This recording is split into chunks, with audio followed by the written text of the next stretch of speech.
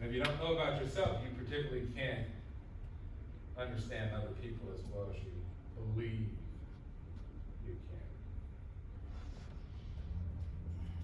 All right, we're going to continue with mental disorders, which is our second to last chapter. We'll go over chapter 15, which is therapy. Monday, we'll do that briefly, and I'll probably just have one question from that, whatever we are able to. I thought we only meet once next week. Twice. Well, I mean Monday. So I'll go over Monday, and then the exam is Wednesday. We don't have classes. Yeah, that's what I thought. Oh, there's no class Monday, right? Yeah. Okay, well, chapter 15 is out there. So we won't be able to go over therapy, which is, maybe I can talk a little bit about it at the end of class today. But therapy is, looks like the one we won't be able to get to. What did we learn last time about mental disorders? What are some of the contexts of mental disorders, right? We hear this in the news, social media, such and such and such, suffering from mental illness, mental disorders. What are some of the contexts that we said? All right, one of the things we said, mental disorders.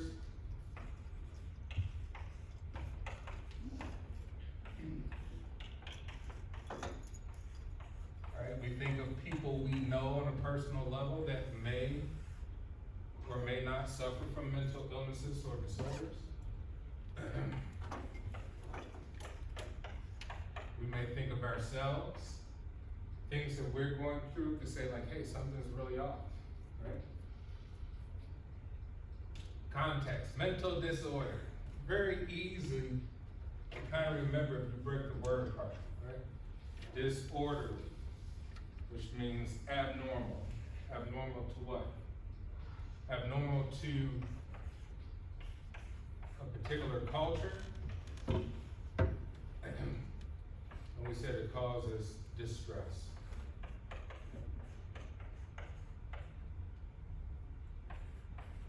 And this distress is caused and leaves issues with yourself and others.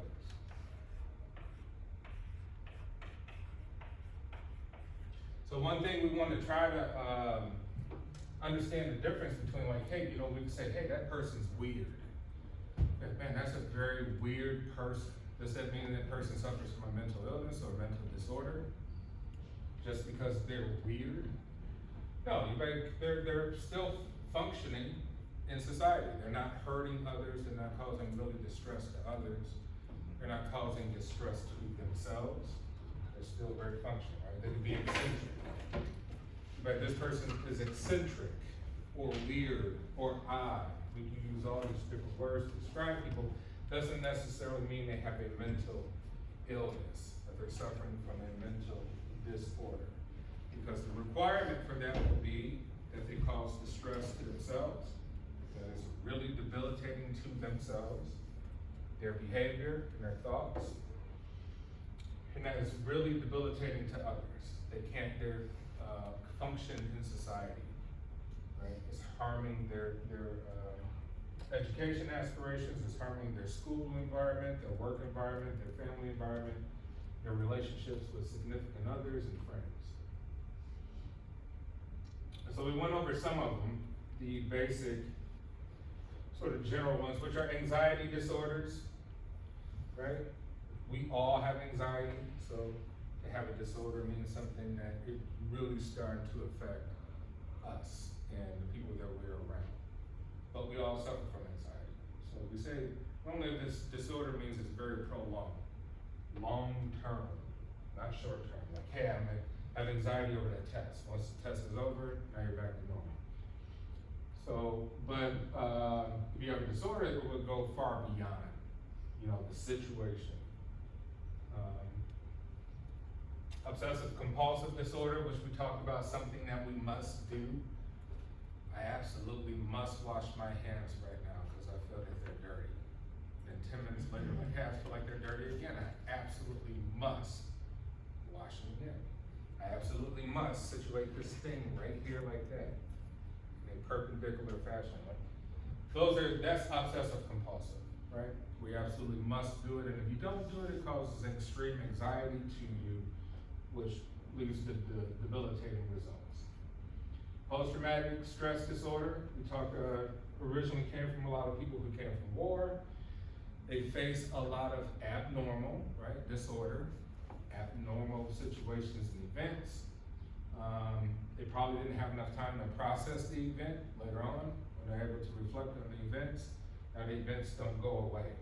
They reoccur within the mind. They keep coming back like a movie just playing over and over. And it causes distress and debilitation to themselves and their ability to function in society. Major depressive disorders and bipolar. Major depressive is one that leads to, we talked about suicide, right? Suicidality. Whether you're able to, actually commit suicide or whether you are a person who attempts it several times. Major depressive is one of the main causes, which leads to hopelessness, right? There is no hope. I have a sense that there is no hope in anything. There is no hope with this situation. We become depressed, and if not treated or helped in any fashion, can lead to suicidal thoughts and ultimately suicide itself. Bipolar disorder. Anyone know anyone with bipolar that is bipolar? Or believe that someone they know is bipolar? No.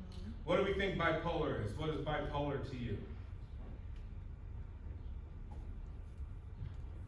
Right? Just think of the word. What's the word? Bipolar. What does that mean? Two. Like they're like 1 second they're a certain way and the second they're a different type of way. Yeah, right? We could say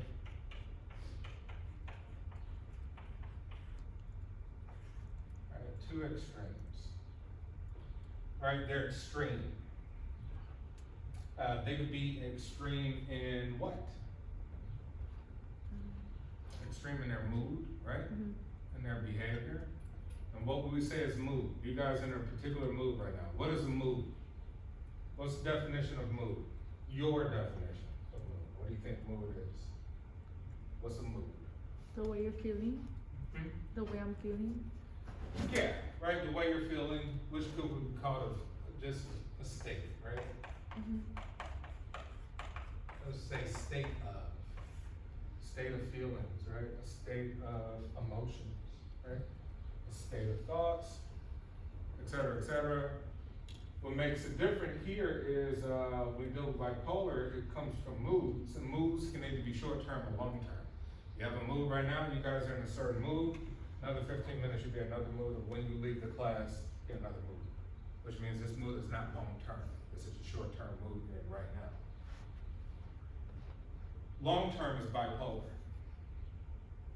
Or long-term means you have moods that are very, very lengthy that leads you to be extreme both ways. A lot of times, the opposite, obviously the down part we can understand, right? Okay, someone's very low or very average, and then they experience something called mania. Anyone know what mania is?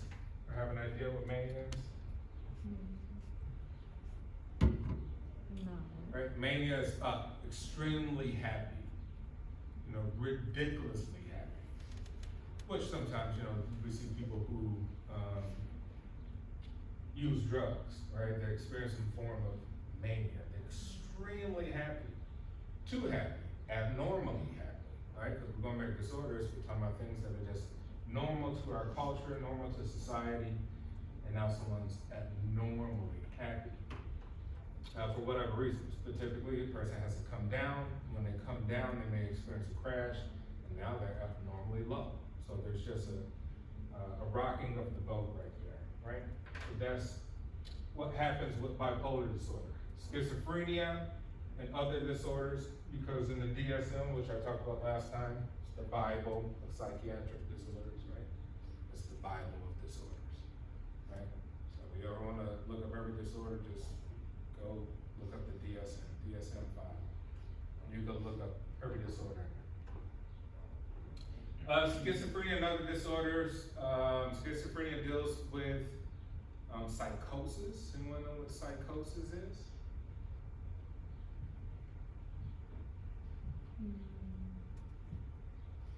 Right, how can we describe psychosis?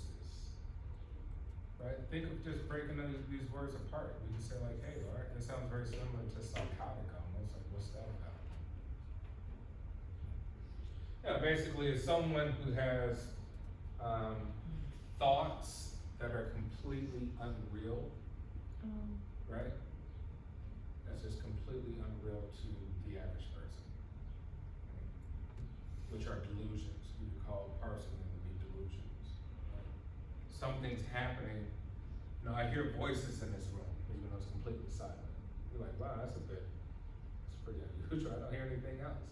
You know, so that would be some sort of delusion that people may have, right?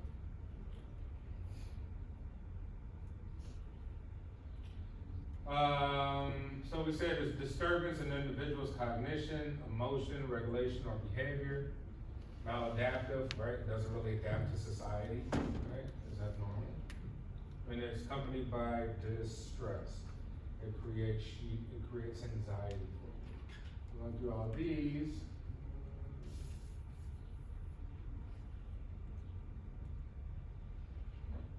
Right, and we said just remember context, we said there's differences, gender, traits, age, days of the week, seasons within a year, gun ownership versus non-gun ownership. That's probably the cause of, easy suicidality has to correlate with that. And helping someone who is talking about suicide, we talk about listen and empathize with them, connect the person, right? We say suicide is really just hopelessness, sense of hopelessness. You have to, introduce hope to someone in some capacity by showing that, there's a tomorrow, there's much more to life, things of that nature.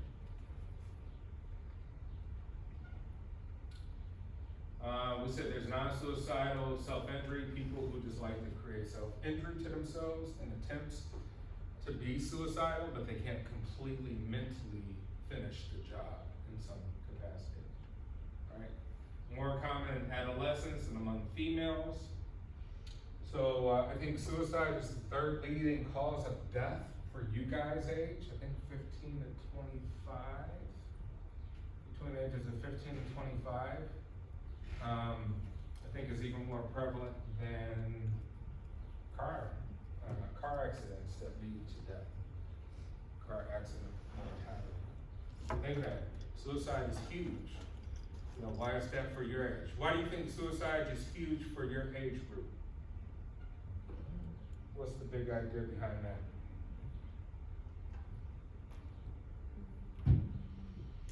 Say that one more time.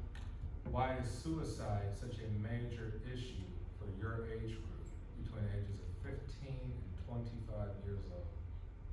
Why is it the third leading cause of death? Right? Obviously, you guys should have some sort of, right? You went to high school and you knew people who talked about despair and hopelessness and breakups of relationships and, right? I can't be with you, I don't want to live, and yada, yada, yada. And some of those people don't have anyone to talk to. What's that? Some of those people don't have anyone to talk to. Yeah, they may feel alone, right? And then sometimes feel alone, you don't have a sense of hope. You say it really is about despair, about hopelessness, about the situation, or just hopelessness in general. Just like, hey, there's no more meaning to life. Or like that's when a lot of us are going through major transitions, I guess. Yeah, absolutely. Yeah, I think that's huge, right? You're going through biological growth, a lot of evolution physiologically, which that is all chemical related, right? So we can say there's maybe a lot of chemical imbalances at the time, right? People, anxiety and panic attacks, right? These chemical imbalance, depression is sometimes led from a chemical imbalance within the mind. So yeah, there's a lot of changes that you guys are experiencing. at the same time, you're experiencing a lot of social changes, right? You're starting to become adults, right? You're moving from adolescence to young adults. And there's, it doesn't get easier, you know? And so it's just a rough time. When we say life is really like that, universal bell curve, right? Which could be applied as a model for many things. You say it's applied to products, it's applied to companies, it's applied to the economy, it's applied to everything.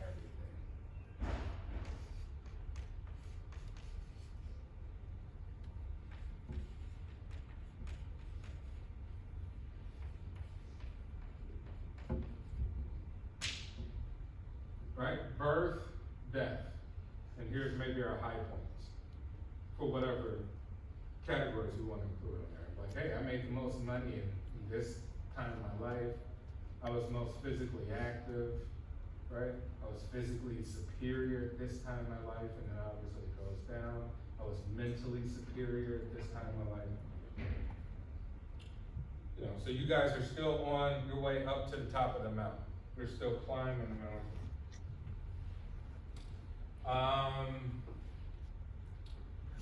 Also bullying, right? So in high school, lots of bullying, lots of harassment and other stress, which means you're probably not mentally prepared for bullying, right? You're not mentally prepared for the amount of stress from going from grade school to high school. You're not mentally prepared, right? And so if it boils over, you're not able to handle it and you crash. Self-critical and struggle with a range of other problems, which means you self-deprecate, you know, you feel less about yourself in comparison to others. You know, you're constantly in reference to how others are. Hey, they're so great, they're so beautiful, and I'm not. They are so popular, and I'm not. They have so much money, and I'm so broke. They're so smart, and I'm so stupid, right? This is what happens when we're extremely self-critical and struggle. As we get older, we start to be like, hey, you know what? We're a little bit more intelligent, and we know that humans are the same. You know, nobody's great. The only thing that makes it great if the society says so. It doesn't mean it means anything, right? Doesn't mean anything. We could create a new category for people to be great in. Hey, let's create another sport. Let's just imaginarily create another sport. One person's great, another person sucks. Doesn't mean anything, right? No, we just created that. It's just human creations, right? As you get older, you realize none of the stuff has truly any real weight to your existence. But if you're not using your higher consciousness, then guess what? We eat it up. We go on the internet, we go on social media. This person's beautiful, this person's not. This person's better than me. Think of that. There's people who say, hey, that person's better than you. Why? They're more successful. Like, who's measuring success? You're measuring it. I don't care about that. Right? That's a more mature way of approaching these things, which leads to less stress, which means, you know, that stuff don't bother you. That stuff doesn't bother you, right? Whether someone has $1 billion or homeless, they're still human beings. We're looking here at the injury rate per 100 people per capita, and they're looking at females here and males in terms of the ones that harm themselves. Females here between the ages of 15 and 29, exceptionally high. We're looking at 400 per 100,000 people. Right? And males are a little bit lower each age group over a period of time.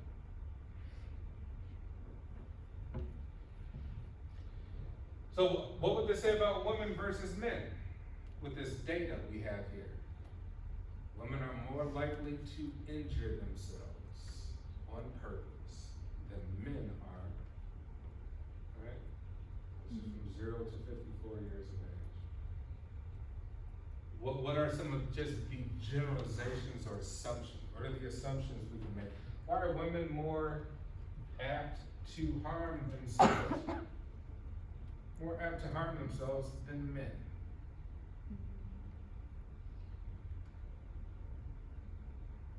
Just make assumptions, right? We don't truly know the answers, right? We can know some of the factors, but what are some of the theories you guys have? A lot of people say that like women are like, which I don't know if it's true, and sometimes I don't think it's true, that women are more sensitive. So I Mhm. guess like that could be an assumption, which I don't agree with, but yeah. Okay, so that's very good, right? Women are more sensitive, you're saying, right? We make assumptions that women are more sensitive, women are more emotional, right? Maybe men are less emotional, right? And that can lead to a lot of injury, meaning that if you're emotional and you don't get what you want, you know, what happens?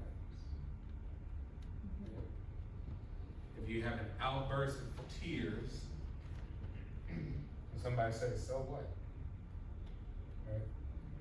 Then you're not satisfying, your emotions are not being satisfied, right? And therefore that can lead down a cliff,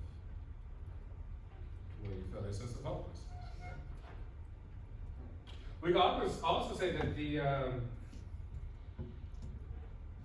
the expectations too, right? Maybe men are already programmed that they have to be tough, so they don't express their emotions because it's a programming from early childhood development.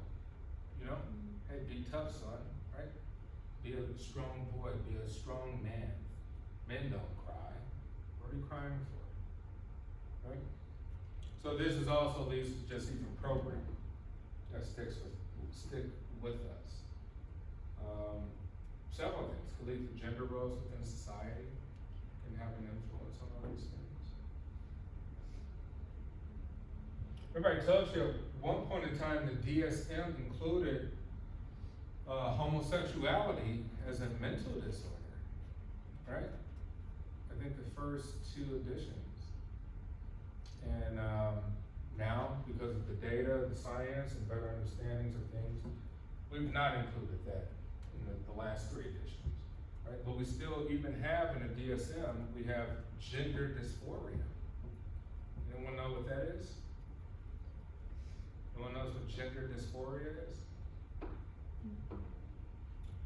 Think of this is a person who is a man but who feels that they're a woman, right? A female who feels that she's a man.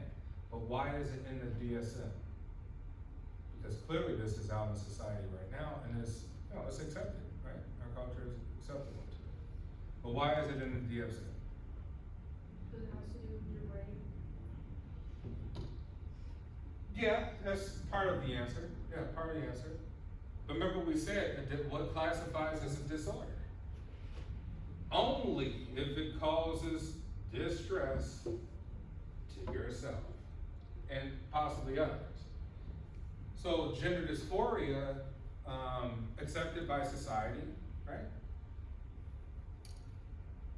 Well, choosing an opposite gender is accepted by society, but gender dysphoria has to do if it causes you distress.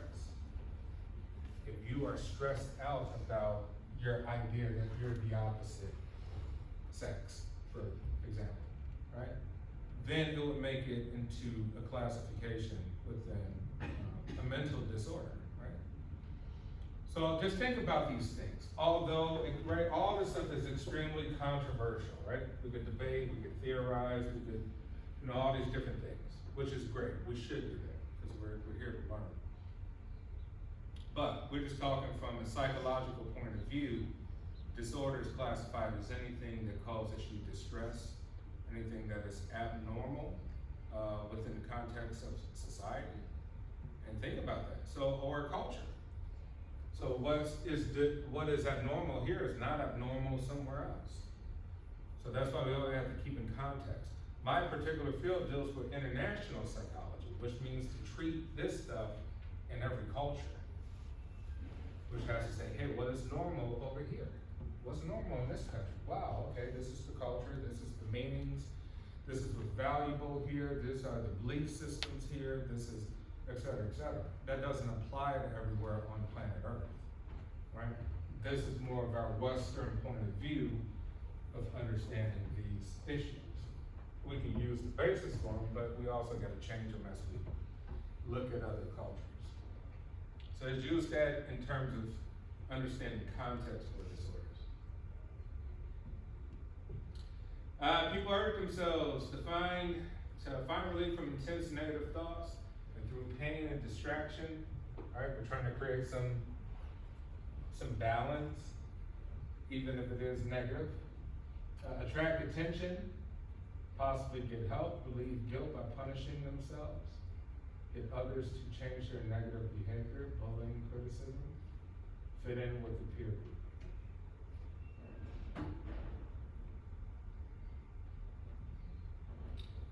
Two questions. Do disorders actually increase risk of violence? What do we think? Who says yes?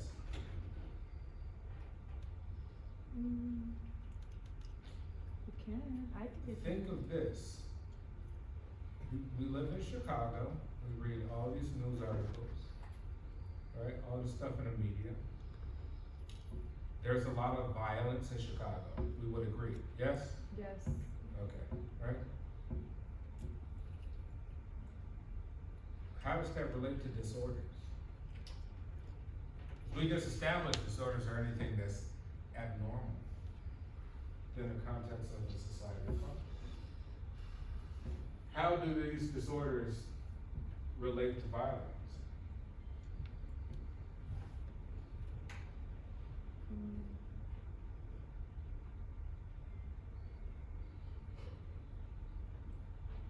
Are people committing crimes, do they have mental illnesses or disorders? Do we think so? Can we assume so? Can we generalize? What do we think? Not always. Like, I don't think that people who commit crimes always have mental disorders. Okay. Yes. Everybody who gets arrested for like a crime is psychologically evaluated, Mm-hmm. because if they have like a psychological disorder, then they use it to explain why they did what they did. Yeah, it could explain the reasoning behind the acts, right? Let's think of some examples. Rape. Someone out there raping people. Do we think those people have a mental illness? I hope so. Right? We hope so, right?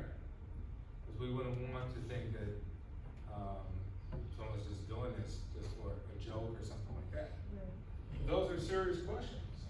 Are people who are out child molesters, right? Pedophilia. Are those people suffering from some sort of mental illness or disorder? Within our context of our culture, yes. Right? You have a serious mental problem. You have a disorder. There's something wrong happening inside of your brain.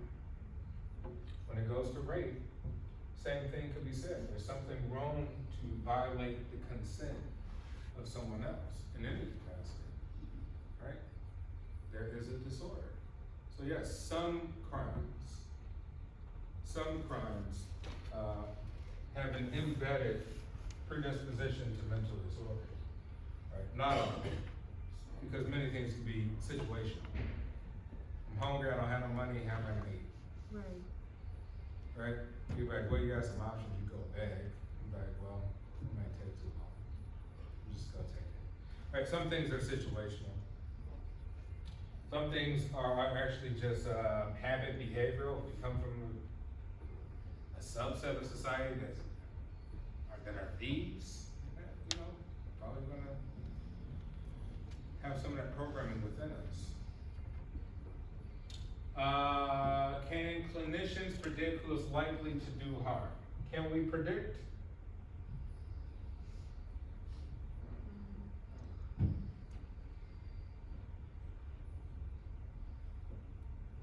Can we predict who's likely to do some harm?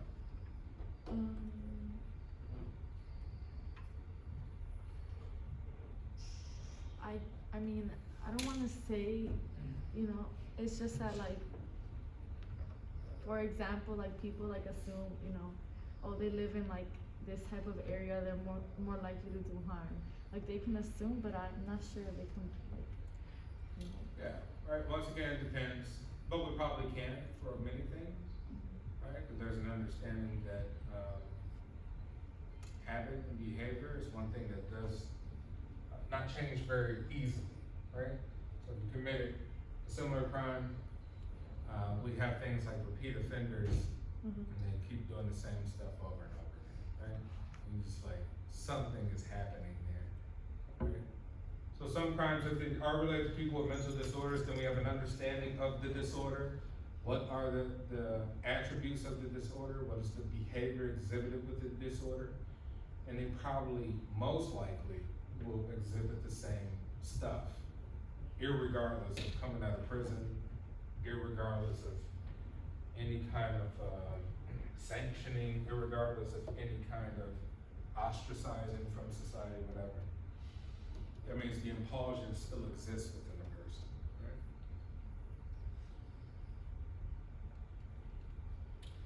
I don't know if you guys remember this. Anybody remember what happened in 2012 in Newton, Connecticut? The shooting? 10 years ago? So 26 school children and adults, and again following the Parkland shooting in Florida, massacre of 17 youth and adults. People wondered if such tragedies could be prevented through mental health screenings. School shootings. What's the assumption of why they happen? What are some of your assumptions of why school shootings happen? Bullying? Yeah, right? We hear the stories, the background stories, right? Mm-hmm. We finally get stories from other classmates, friends, family members. That the person's being harassed, the person's being bullied, several complaints, nobody did anything, right? People didn't even acknowledge it until something tragic happens. Now, you know, finally we're all up in arms about it. Which means that mental health screenings are important so that we can address to say who has a disorder that could be a violent one, right? Like not who has cognitive disabilities or anything of that sense that impact their learning, but who is actually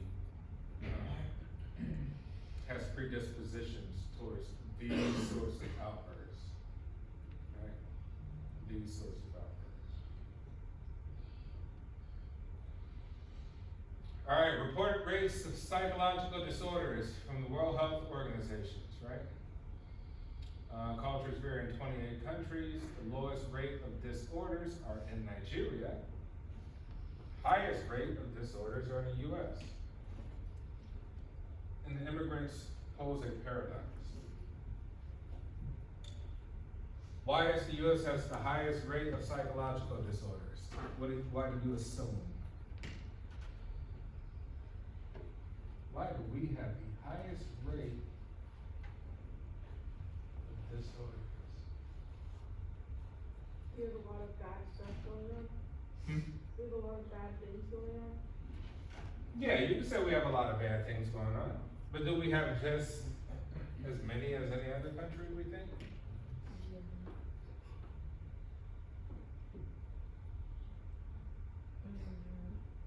Maybe because there's a variety of like different kinds of people living in the US. So maybe. Yeah, it could be a factor, right? We're a microcosm of planet Earth.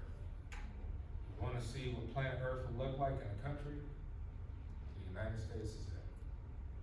Different cultures, languages, peoples, backgrounds, shapes, sizes, all types of stuff.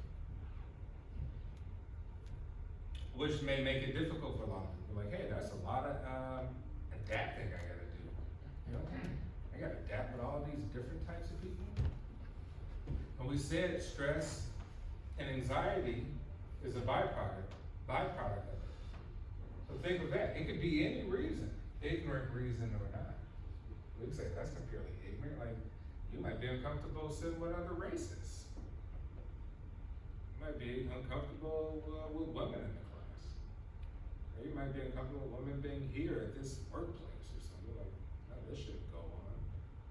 Right? I don't wanna work with these people, I wanna live. And if it's called stress and disorders, it exists, right?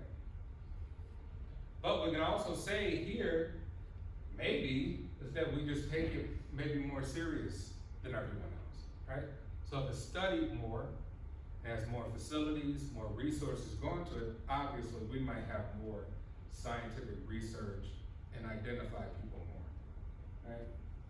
Maybe Nigeria is gonna say, yeah, we don't, maybe there's a stigma. There could be a stigma in certain countries, like, that's the worst thing ever. We can never say no one has a mental disorder, illness. We can't do that. They're no good after that. We don't want them, right?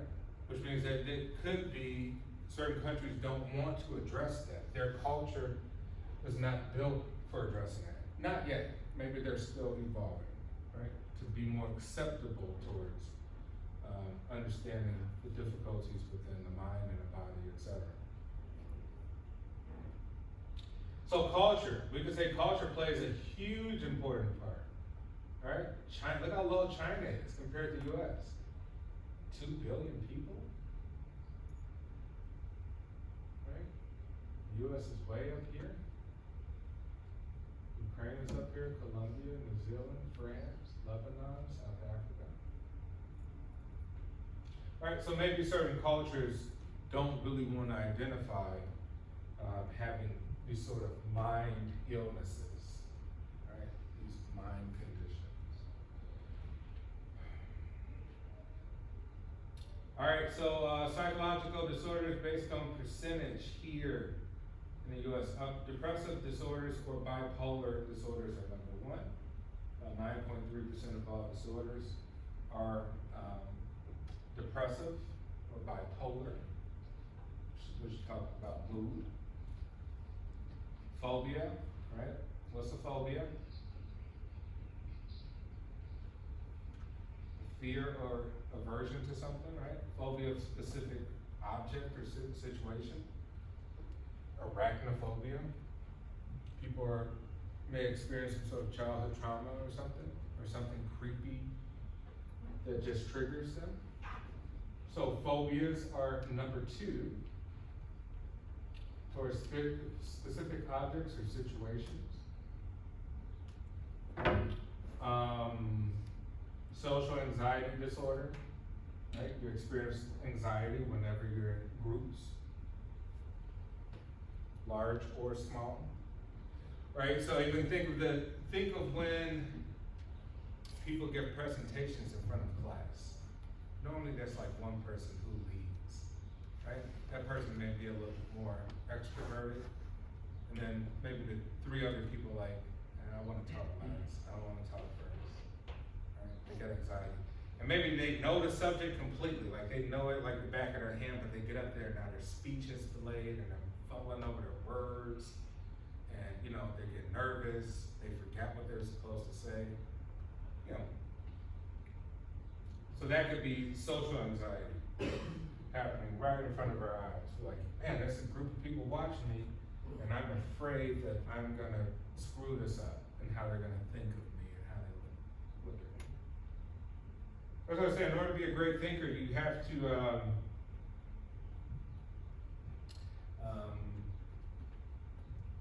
get up here and actually not care. Not care what, I'm not saying that, not care what people think, right? Which makes the job not for everybody. Because a lot of people care what people think. And so you understand you can get things wrong, right? You can trip over your words, you can forget what you're gonna say. It happens, it's life. But you understand that and you move on, right? Being a perfectionist is probably not the way to go. Attention deficit hyperactivity disorder, ADHD. Do we know people with ADHD? Yes. Yes. What are some of the qualities within ADHD?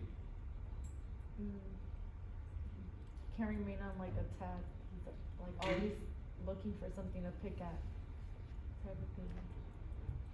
Yeah, right, we just say, hey, use this, the word. Like, keeping attention is hard. You know, you're like, man, this person needs a constant stimulus. Right? A constant stimulus. Right? Wow, my mind can't concentrate on that. That's boring. I gotta find something. Here's another stimulus. All right, that's boring. Here's another stimulus. All right, that's boring. And then all these stimuluses within 10 minutes. Right? Your mind constantly, which, you know, I think it is more prevalent now. And why is it more prevalent now than it was before? Obviously, it's studied more now too. But why do we think there's such a jump happening as time moves on?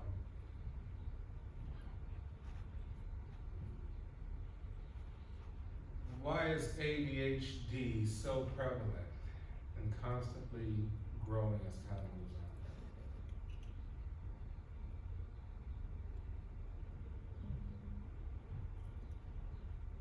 Think about it, in some generalized way, we all could be suffering from a mild case of it, right?